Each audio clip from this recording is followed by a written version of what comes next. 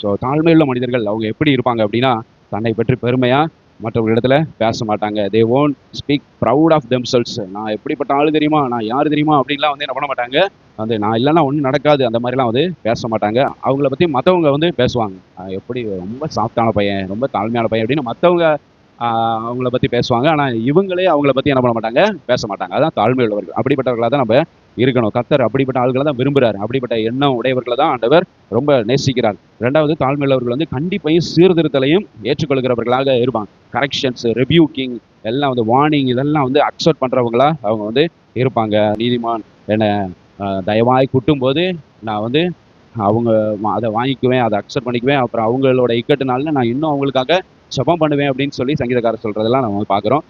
So அது மாதிரி corrections எல்லாத்தையும் அவங்க விரும்புவாங்க, ஏற்றுக்கொள்வாங்க தாழ்மை உள்ளவர்கள். அடுத்தது தாழ்மை உள்ளவர்கள் வந்து 3வது காரியம் என்ன செய்வாங்கன்னா, மற்றவர்களுக்கு முன்னுரிமை கொடுப்பாங்க. They will value others, they will honour others. மற்றவர்களை ஹானர் பண்றவங்களா இருப்பாங்க. அடுத்த 4வது காரியம் மற்றவர்களை தங்களை விட மேன்மையானவர்களா நினைப்பாங்க. அதான் தாழ்மை உள்ளவர்கள். தாழ்மையான ஆட்களெல்லாம் நீங்க வந்து பார்த்துருக்கீங்களா? நீ சொல்லுங்க அப்படின்னு தான் வந்து என்ன பண்ணுவாங்க, சொல்லுவாங்க. இவங்களோட ஐடியாலஜி, இவங்களோட காரியங்கள் எல்லாம் புகுத்த நினைக்க மாட்டாங்க. சொல்லுங்க அப்படின்னு சொல்லிட்டு அவங்க கேட்டுட்டு அதுக்கு என்ன சொல்லணுமோ அப்படிதான் வந்து என்ன பண்ணுவாங்க, தங்களை விட மற்றவர்களை மேன்மையா நினைப்பாங்க. அது மாதிரி தான் நம்ம வந்து இருக்கணும். ஹல்லேலூயா ஸ்தோத்திரம். 5வது காரியம் நம்ம வந்து பார்த்தோம், குற்றம் சாட்டப்படும் போது அமைதியா இருப்பாங்க.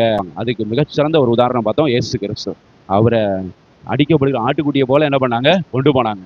வானத்தையும் பூமியை படைத்த தேவனா இருந்தாலும் அவரை வந்து சிலுவையில் அறையப்படும்படி கொண்டு போறப்போ எல்லாரும் குற்றம் சாட்டுறாங்க. பரிசேயர்கள், சதுசேயர்கள், வேதபாரகர்கள் எல்லாரும் குற்றம் சாட்டுறாங்க. அங்க உள்ள ராஜாக்கள், சீசர் எல்லாரும் வந்து என்ன பண்றாங்க, குற்றம் சாட்டுறாங்க. ஆனா அவர் வந்து அமைதியா இருந்தார்.